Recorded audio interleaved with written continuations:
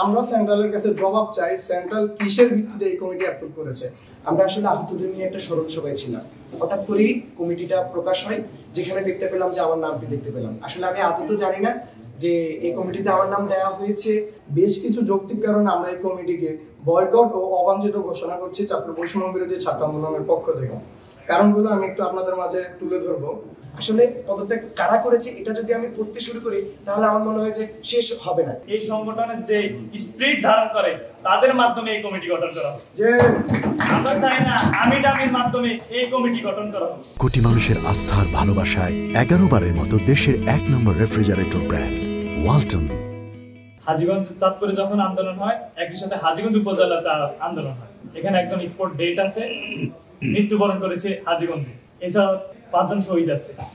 আমরা যখন কেন্দ্র একটি জেলা কমিটি গঠন করার লক্ষ্যে কাজ করছে, তখন সব উপজেলার সাথে এবং জেলার সমস্যা সমাধান করার জন্য একটি আলোচনা করেছে। তখন এই আলোচনার সাপেক্ষে যে কথাগুলো বলেছে তার বাস্তবে কোনো কিছু এই কমিটিতে তারা কথা রাখে। এই কমিটির মাধ্যমে উপজেলা এবং জেলাকে বিভক্ত করে বৈষম্যের একটি কোন্দল সৃষ্টি করে সংগঠনকে ধ্বংস করার জন্য একটি কুচক্রী মহল কাজ করছে। এদেরকে আমরা চিহ্নিত করে কেন্দ্রের কাছে তুলে ধরতে হবে।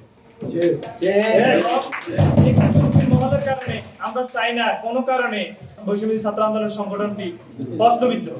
আমরা চাই সবার কাজের মাধ্যমে এই সংগঠনের যে স্পিরিট ধারণ করে তাদের মাধ্যমে এই কমিটি গঠন করা হবে। আমরা চাই না আমি ডামির মাধ্যমে এই কমিটি গঠন করা হবে। এই আমি ডামির কমিটি গঠন করা হলে চাঁদপুর জেলা যেমন ক্ষতিগ্রস্ত হবে, সেই সাথে 8টি উপজেলা ব্যাপকভাবে ক্ষতিগ্রস্ত হবে। তাই আমরা কেন্দ্রের কাছে অনুরোধ জানাবো, অবিলম্বে এই কমিটি বিলুপ্ত ঘোষণা করে সবার সাথে আলোচনা সাপেক্ষে একটি সুন্দর কমিটি দিয়ে চাঁদপুরকে সুসংগঠিত করে 8টি উপজেলার কাজকে আরো সামনের দিকে এগিয়ে নেওয়ার জন্য।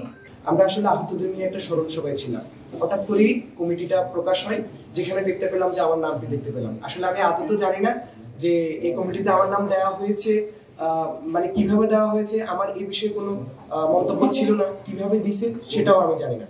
এখানে হচ্ছে আমাদের অনেকেই ছিল, আমার যে সহযোদ্ধা বৃন্দ আছে তারা অনেকেই জানে না তাদের নামটা এখানে ইনক্লুড করা হয়েছে। এবং দুর্ভাগ্যজনক হলো সত্য যে সেই বিষয়টি হচ্ছে যে আমাদের এক সহযোদ্ধার নাম 2 বার চলে এসেছে।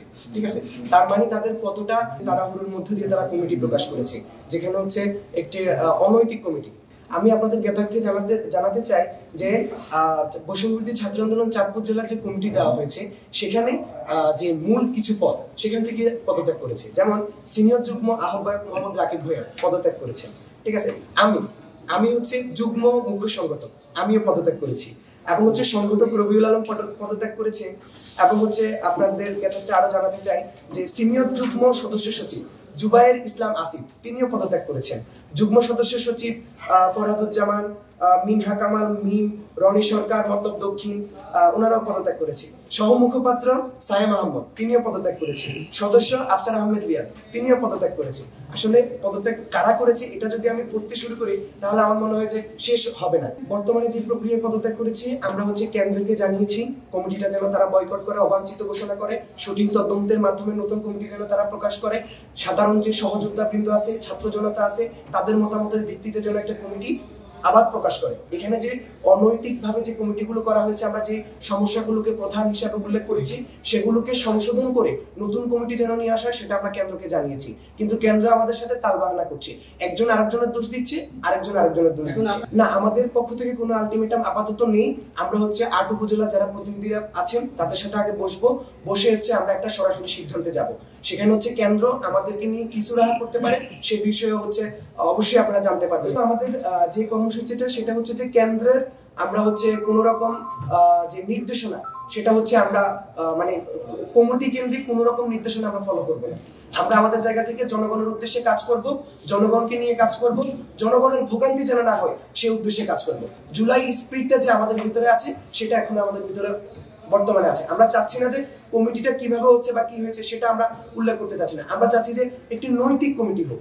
বেশ কিছু যৌক্তিক কারণে আমরা এই কমিটিকে বয়কট ও অবাঞ্ছিত ঘোষণা করছি চাঁদপুর বৈষম্য বিরোধী ছাত্র আন্দোলনের পক্ষ থেকে। কারণগুলো আমি একটু আপনাদের মাঝে তুলে ধরবো। 24-এর আন্দোলনের শহীদ ও আহত, বিশেষ করে চাঁদপুরের যে 32 জন শহীদ পরিবার এবং আমাদের যে 250+ আহত যোদ্ধারা আছে তাদের যে ম্যান্ডেটে তারা আন্দোলনটা করেছে, এই কমিটি সম্পূর্ণরূপে এই ম্যান্ডেটের বিরুদ্ধে অবস্থান করছে। এরপর আজকের কমিটিকে বয়কট ও অবাঞ্ছিত ঘোষণা করার ক্ষেত্রে আন্দোলনের যে মূল যোদ্ধারা ছিল তাদেরকে সম্পূর্ণভাবে উপেক্ষা করা হয়েছে। উপজেলাগুলোকে, বিশেষ করে উপজেলাগুলোর নেতৃত্ব স্থান নিয়ে সম্পূর্ণরূপে বৈষম্য তুলে ধরা হয়েছে এই কমিটিতে। একই সাথে এই কমিটি প্রকাশের মাধ্যমে জেলা পর্যায়ে এবং উপজেলা পর্যায়ে সহযোদ্ধাদের মাঝে একটা বিশাল কোন্দলের সৃষ্টি করেছে এই কমিটি। জেলা ও উপজেলার মাঝে এটাতে একটা বড় ধরনের বিভাজন জন্ম নিয়েছে। তাছাড়া ত্যাগীদের সম্পূর্ণভাবে অবমূল্যায়ন করা হয়েছে এবং এই কমিটিতে 213 সদস্য বিশিষ্ট যেই কমিটিটা দিয়েছে, এই কমিটির অলরেডি 70% প্লাস, অর্থাৎ প্রায় 160+ প্রতিনিধি এবং সদস্য অলরেডি পদত্যাগ করে ফেলেছে। আমাদের হাজীগঞ্জ উপজেলার প্রায় 19 জন ছাত্র সদরে আমরা যারা আছি, এদের ম্যাক্সিমাম আমরা অলরেডি পদত্যাগ করে ফেলেছি এবং আমাদের একটা বড় অংশ, বিশেষ করে আমরা যারা ফিল্ড পর্যায়ে আন্দোলনটাকে হোল্ড করি, এই বড় অংশের ম্যাক্সিমামই জানি না এই কমিটিতে আমাদের নাম কিভাবে আসলো, অর্থাৎ কারা প্রস্তাবনা করেছে, কিসের ভিত্তিতে প্রস্তাবনা করেছে, কেন এই কমিটিতে আমার নাম দেওয়া হয়েছে আমরা কেউ জানি না। অন্তত এখানে যারা উপস্থিত আছি এরকম আমরা কেউ নাই যারা আমরা জানি যে এই কমিটিতে আমাদের নাম যাচ্ছে এবং কেন যাচ্ছে।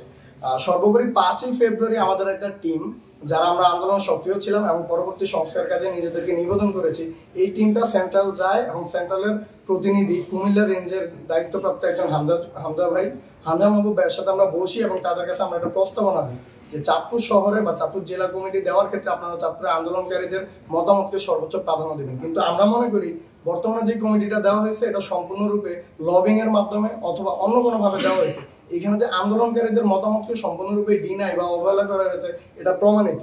এর একটা বড় অংশ হচ্ছে এই কমিটির সবচেয়ে বড় যে অংশ, আমরা মোটামুটি বলতে পারি 70 থেকে 80% ফলাফল তারা আন্দোলনের অ্যাকচুয়াল ম্যান্ডেট, বৈষম্য বিরোধী ছাত্র আন্দোলনের ব্যানারের যে ম্যান্ডেট, জনস্বার্থে কাজ করা কিংবা যেই প্রক্রিয়ায় কাজ করার ম্যান্ডেট, এই ম্যান্ডেটকে তারা ধারণই করে না।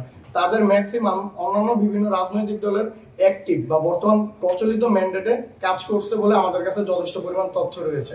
একই সাথে আমরা যখন সেন্ট্রালে কল করি এই কমিটির ব্যাপারে, সেন্ট্রাল আমাদেরকে কোনো সুদুত্তর দিতে পারেনি। যারা চাঁদপুরের অতীত দায়িত্বপ্রাপ্ত ছিল সেন্ট্রালের পক্ষ থেকে, তাদেরকে আমরা যখন জিজ্ঞেস করি এই কমিটি কিসের ভিত্তিতে দেওয়া হয়েছে, তারা একজন আরেকজনের নাম চাপাচ্ছে যে আমি এই ব্যাপারে কিছু জানি না, অমুক জানে না, তমুক জানে। এই ধরনের বিতর্কিত একটা সিদ্ধান্ত এবং বিতর্কিত একটা ঘোষণাকে আমরা সজ্ঞানে প্রত্যাখ্যান করছি। আমরা চাই এই কমিটি বিলুপ্ত ঘোষণা করা হোক এবং কেন্দ্র আলোচনা সাপেক্ষে ছেলে মেয়ে এবং যারা আমরা আছি তাদেরকে প্রায়োরিটি দিয়ে একটা কমিটি তারা ঘোষণা করুক। একই সাথে এটা তো গেল আমরা কেন এই কমিটিকে বয়কট করলাম বা অবাঞ্ছিত ঘোষণা করলাম, আমাদের আরেকটি দাবি আছে। আমরা সেন্ট্রালের কাছে জবাব চাই, সেন্ট্রাল কিসের ভিত্তিতে এই কমিটি অ্যাপ্রুভ করেছে। কেবলমাত্র যে এই কমিটি অবাঞ্ছিত ঘোষণা করে সেন্ট্রাল নতুন কমিটি দিবে সেটা আমাদের মনোভূত হলে আমরা মেনে নিব, বিষয়টা তা না। আমরা বৈষম্য বিরোধী ছাত্র আন্দোলনের ব্যানারে আমাদের লাইফ রিস্ক বলেন, আমাদের জীবন বলেন, যৌবন বলেন, ছাত্রত্ব বলেন, সবকিছুকে একপাশে ডিনাই করে আমরা এখানে জনস্বার্থে কাজ করতে আসছি। তা আমাদের জানতে হবে আমরা সেন্ট্রালের যে ব্যানারটাকে হোল্ড করি, সেন্ট্রাল আদতে আমাদেরকে সেভাবে হোল্ড করে কিনা, সেন্ট্রাল আমাদের ক্ষেত্রে ততখানি সৎ কিনা, আমরা সেন্ট্রালের ব্যানার হোল্ড করার ক্ষেত্রে যতখানি সৎ। এই ধারাবাহিকতায় আমরা জবাব দিতে চাই সেন্ট্রাল কিসের ভিত্তিতে এই কমিটিকে অ্যাপ্রুভ করেছে, কি কোন আলোচনার ভিত্তিতে, কোন প্রতিনিধির মতামতের ভিত্তিতে এটা অ্যাপ্রুভ করেছে। আমরা এটার যথাযথ জবাব পাওয়ার আগ পর্যন্ত সেন্ট্রালের পরবর্তী কোনো নির্দেশনা আমরা চাঁদপুরে আমাদের জায়গা থেকে বাস্তবায়ন করব না।